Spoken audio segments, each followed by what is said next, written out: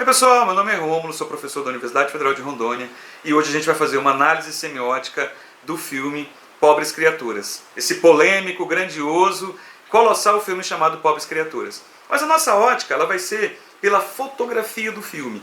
A gente vai caminhar pelas lentes, pelos filtros, pelos ângulos que o diretor de fotografia utilizou para nos comunicar fases da obra. Se a gente parar para pensar, esse filme, Pobres Criaturas, ele é um trabalho cognitivo. A nossa personagem principal, a Bela, ela tem um cérebro de bebê. Então ela vai aprendendo, ela começa a parte sensorial, né? Depois ela conhece a questão sexual e ela vai evoluindo nível relacional, até ela chegar no nível social. Então essa evolução dela, o diretor de fotografia, o Rob Ryan, ele demarcou muito bem pra gente. Só que ele fez uma demarcação muito especial, porque ele foi demarcando cada fase do crescimento dela, né, por meio de filtros, por meio de lentes, que vão dar a dimensão do crescimento cognitivo dela. Mas também, e aí a gente vai usar a semiótica aí no conceito de semiose, vai nos mergulhar no mundo da arte, porque ele vai fazer uso de várias texturas e de várias tessituras artísticas.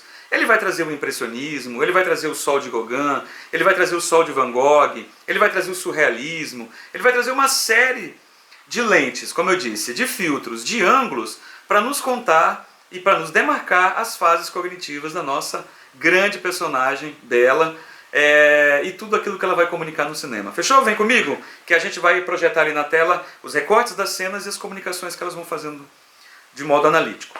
Bem, pessoal, a primeira coisa que chama atenção é que o Rob Ryan, ele é um diretor de fotografia muito conhecido pela grande angular. Então, o primeiro recorte que eu faço aqui é da grande angular. Ó. Então, o que é uma grande angular? É a lente bem aberta que consegue pegar, alguns chamam também de olho de peixe, que essa câmera ela consegue pegar quase um 360 graus. Então, ela tem uma abertura gigante. Então, ele já começa esse estranhamento que causa a grande angular. Então, a técnica da grande angular é algo que deixa a marca do Rob Ryan, principalmente no filme A Favorita, que ele já trabalhou com o mesmo diretor, e a capacidade aí de gerar esse estranhamento. Então, a primeira cena que a gente vê. A segunda cena é típica dos autos da era vitoriana, ele passa ali mais ou menos na era vitoriana, na Inglaterra, Londres.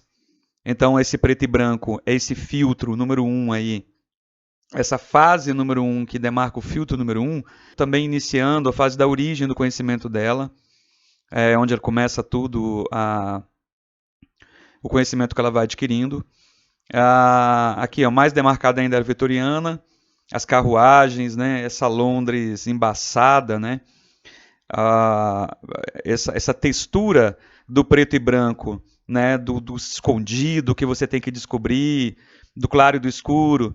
Então, essa primeira fase da Bela é uma fase marcada pelo claro e escuro, pela era vitoriana em Londres, e principalmente pela fase que ela ainda está iniciando os primeiros passos. Mas aí, quando ela vai conhecer o mundo, a primeira grande cidade que ela vai para Lisboa.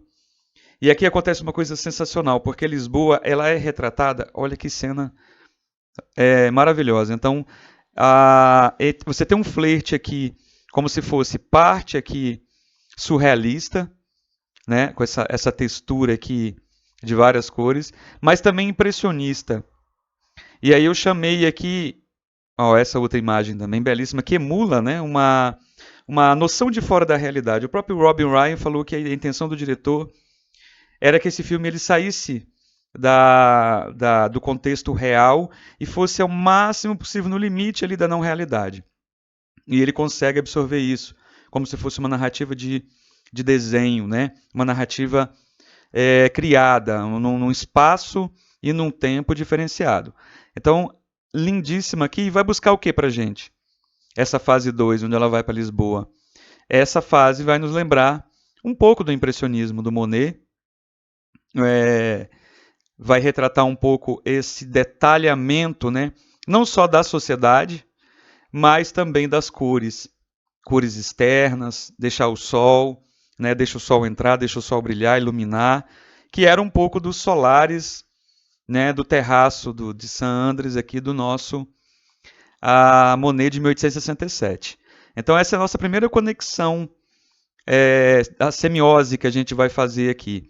Então essa imagem, na minha leitura, ela vem sugerir iconicamente o Monet. E também ela vai trazer para a gente uma coisa que vocês podem perceber aqui, não nessa iluminação, mas nessa iluminação, um pouco da importância do sol.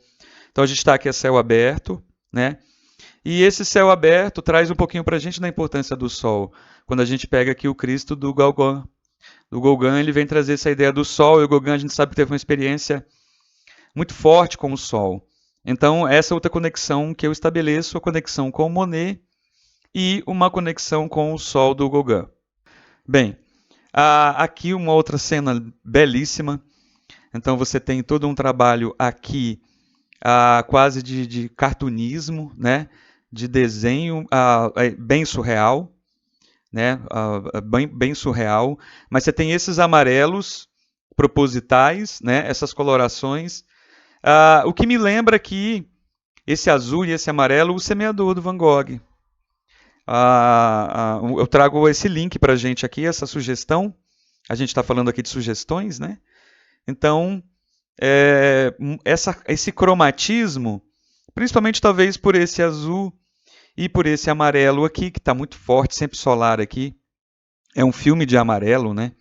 Ele tem muito amarelo, ele tem muito sol.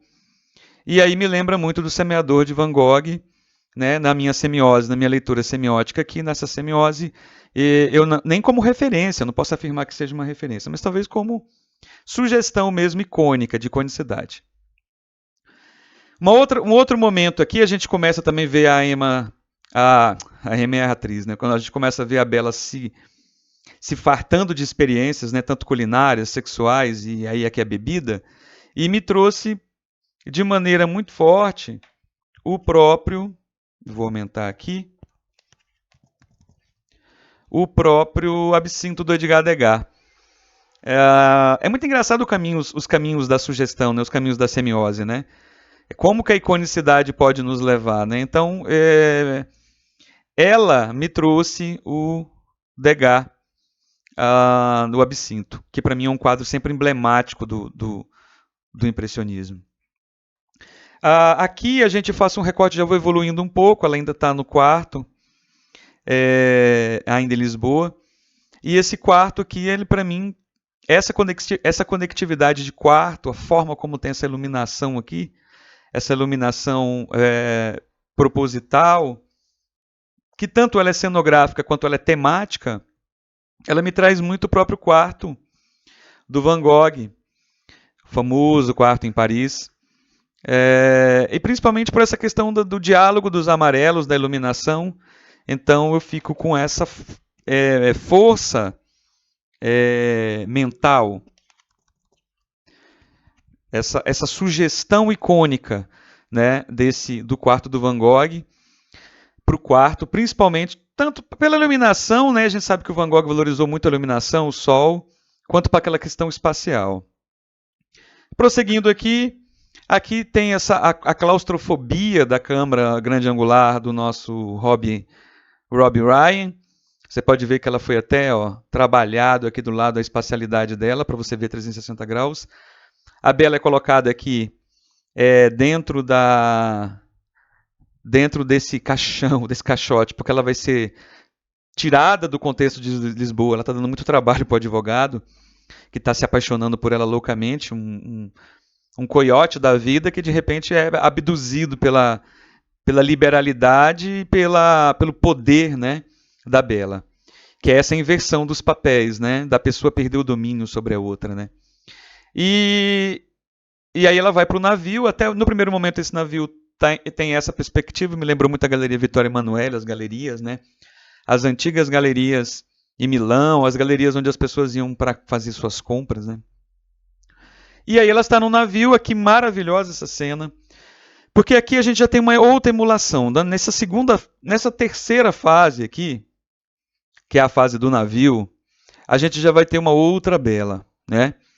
Uma Bela já com consequências. Em Lisboa ela é por inconsequência. Aqui a gente tem, claro, eu não vou fazer uma análise moral, a minha análise é fotográfica, Mas é como a gente vai tendo momentos de óbices, né? Momentos de obstáculos, momentos de tensão entre alguma coisa que atrapalha a Bella. E no navio, o navio ele vai trazer para a Bella, primeiro a situação dela ter sido, né, praticamente sequestrada para esse navio, né? Raptada, colocada no navio, isolada, né? Mas o navio ele vai dar o início dos conflitos, né, da Bella. E por isso esse azul, esse cromatismo, claro que vai. A semiose que me traz aqui, a conexão que me traz, é o George Méliès, o primeiro cara que fez aí ele me recorda muito, eu sou sugerido, eu sou impelido aí para ele, principalmente com essa cena. Ele que fez da Terra a Viagem Atrás da Lua, acho que a primeira grande obra, de 1904, se eu não me engano, de ficção científica. E é claro que eu tenho A Chuva Estrelada, esse azul do Picasso, que ele não é um azul amedrontador, mas ele é um azul de confusão, né? Ele é um azul de confusão fazendo a nossa conexão a icônica aqui entre essa percepção, né? Essa primeira idade, essa primeira percepção entre esse azul do navio da Bella com o azul do Picasso. E aqui eu acho brilhante, a gente está o surrealismo mesmo, muita gente fala, essa obra é surrealista, acho isso aqui lindo, não tão só esse tom de escuro, com esse tom de violeta, essa sangria aqui do arrebol, eu acho fantástico, esse navio também atemporal, meio cartoonizado, né? Essa iluminação também acho fantástica. Esse conflito talvez é um pouco a própria Bella, né? Isso é a Bella em confronto com o que é o mundo, né? Esse escuro, só que assim, intensificado com esse violeta, uma espécie de violeta alaranjado, do arrebol, né? Do pôr do sol, muito forte, belíssimo. Belíssima essa fotografia. E ela nos transmite, ela nos reporta uma temporalidade, né? A temporalidade ficcional. Uma outra foto belíssima também, a composição dessa imagem, né, o reflexo aqui na proa do navio. A fotografia do filme é belíssima e essa capacidade de nos transportar dessa espacialidade, como eu já havia dito. E aí vem Alexandria. Alexandria já é uma experiência moral e social da Bella. Aqui a gente vai ter uma tonalidade. Aqui é um navio indo para Alexandria. Alexandria ela é regida pelo eixo do Sol. Então você vê o incandescente, porque ela vai representar um pouco a África, ela vai representar um pouco aqueles países ali com muita desigualdade social. Esse impacto da Bella com o social vai ser um impacto que é um dos momentos do filme, além do momento sexual, esse momento social é um momento muito importante, cognitivo para a Bella. E aqui uma cena que eu acho lindíssima, que é esse interno-externo, né? A gente tem um barroquismo aqui, né? Dessa luz, né? E também dessa riqueza, né? O filme tem um pouco de barroco nos alguns excessos, né? De cores, né? Da intensificação. Você modula para mais, né? A intensificação das cores. E essa cena me lembra muito o Rembrandt, principalmente na Conspiração a Cláudios, né? Que eu acho belíssima essa obra, trabalho de iluminação, é uma obra que todo dia que eu olho me fascina cada vez mais. Essa luz, né? Essa fonte de luz que origina da mesa e que ilumina as cenas exatas. Então, eu fiz essa relação aqui com bastante carinho e foi uma sugestão icônica muito forte dessas duas cenas. E aqui eles estão indo para a parte externa, onde esse interno e externo na grande angular ficou muito legal. Você pode ver que aqui está arredondada as pontas quando você tem a câmera de 180, 360. Fica arredondada as pontas, ela fica circular, chamado olho de peixe. E isso me lembra muito Sol. A parte da Alexandria aqui, ela me lembra demais a questão solar. Tanto pela questão geográfica quanto pela questão da intensificação da realidade. Né? A realidade é solar. E aí lembro aqui o próprio Sol do Picasso, do Van Gogh, o Sol do Van Gogh, o Semeador de novo do Van Gogh, esse ser a luz do Sol. E aí aqui Alexandria, onde ela vai contemplar uma cena bem assustadora, que a choca, e que vai dar uma reviravolta, uma tomada de consciência na personagem dentro da própria trama narrativa. Aqui um pouquinho mais de Alexandria, e essa presença solar aí que a gente poderia trazer, quanto esses pintores europeus, quando foram para a África, e atingidos pelo sol, para os países tropicais, um exemplo o próprio Paul Gauguin, como eles voltaram, né, com essa energia solar e essa perspectiva de pintura, né, solar. E aí vem Paris. Paris, assim, é bem estranho porque a gente já está numa fase onde ela já sabe, já tem o equilíbrio das coisas boas, das coisas ruins. A cena, essa cena que ela demonstra um pouco do crescimento moral e cognitivo da Bella. Mas o que me chama a atenção é essa cena, ela também demonstra a decadência do advogado Duncan, né? Eu acho que ele fica há sempre um lado que pesa e outro que flutua. O lado dele pesou, como diz o nosso maestro Otto. E a França, a minha leve perspectiva de uma França é minimizada. Eu não podia deixar de falar nessa questão iconográfica, icônica, como ela nos emula, né? Como essa fotografia ela não é real, mas ela é uma mimese do real.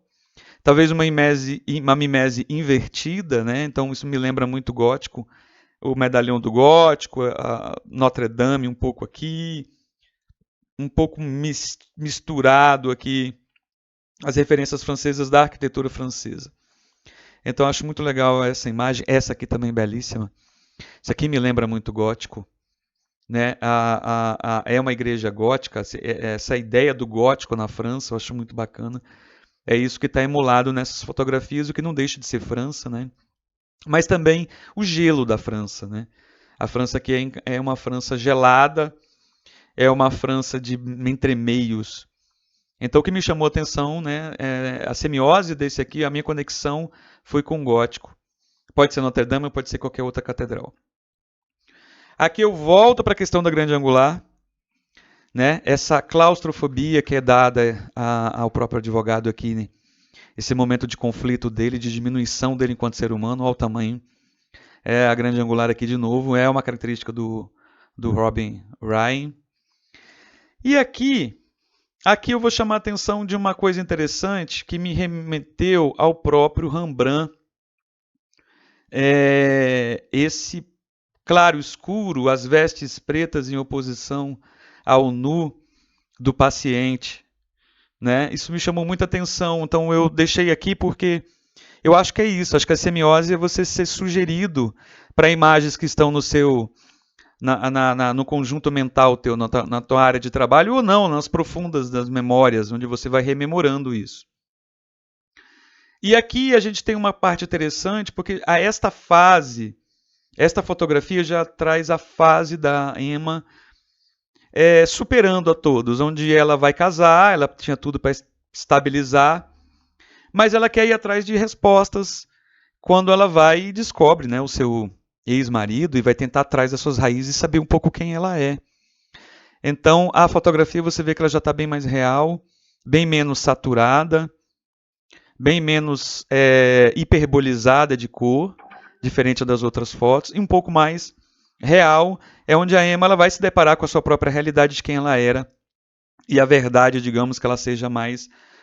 A verdade para a fotografia aqui ela tem que ser mais moderada.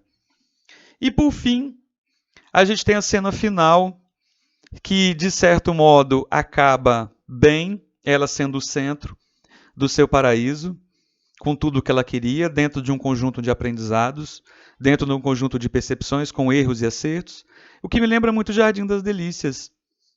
A estrutura pictórica, a montagem me lembra muito, não digo tanto, claro, a gente não está falando aqui de similaridades perfeitas, mas estamos falando de sugestões, e me lembra muito o Bosch, o Jardim das Delícias.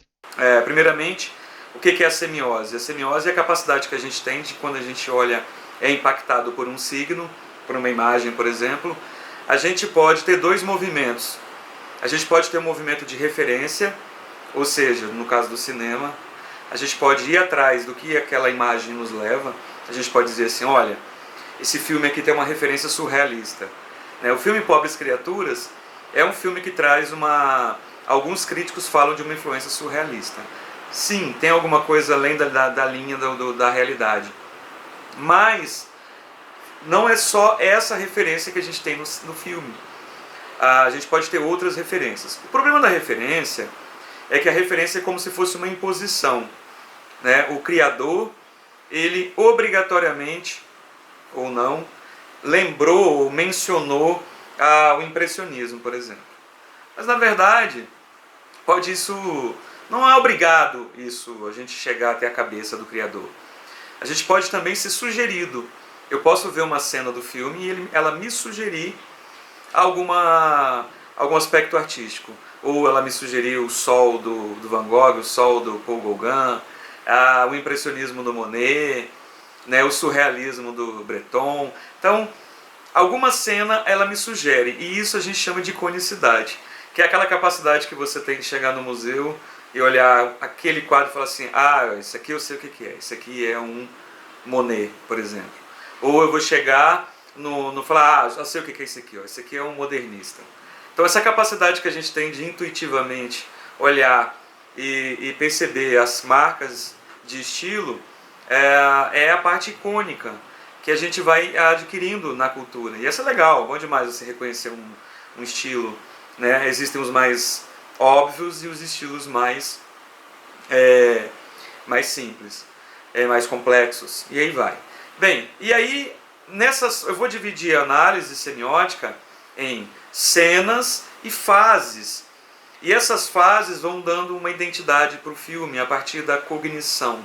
Então é como se, quando o diretor de fotografia ele imprime um filtro ou uma lente, ou ele emula um momento, um estilo pictórico, artístico, ele está dizendo para a gente uma fase da nossa personagem, da Bela.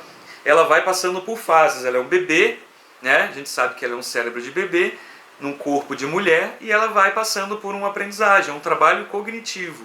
E cada momento artístico da fotografia, ele vai nos trazer uma fase dela. Então, a gente pode chamar de filtros, são lentes que a fotografia vai colocando e que vai dando um entendimento de como vai andar aí a parte cognitiva da nossa personagem, da Bela, que vai sair para o mundo para aprender, sair da mente de bebê, que vai se chocar, causar o estranhamento, e depois ela vai processando tudo que ela vai vendo, e a fotografia vai ajudando a gente a entender isso. Como vocês viram aí, cada recorte, cada fotografia desse filme é uma beleza, traz para a parte temática a evolução da Bela dentro do conteúdo, a evolução dentro da narrativa. Ela vai dialogar com vários momentos artísticos, e isso é uma capacidade semiótica que a gente tem de fazer conexões. A semiótica está sempre em busca de tecer conexões aqui e acolá. Então a gente vai, através da semiose, nos projetando para sugestões artísticas, sugestões cromáticas, vai trazendo ideias, e nesse jogo de sugere e traz, a gente tem um aspecto cognitivo. Assim como a Bela, a gente também vai aprendendo mais coisas, aprendendo informações, aprendendo arte, sendo impactado por experiências. Então, espero que vocês tenham gostado aí dessa análise. Se vocês gostaram, curte, comenta o que vocês acham aí. Se inscrevam no nosso canal Teoliteras e abraços semióticos a todos.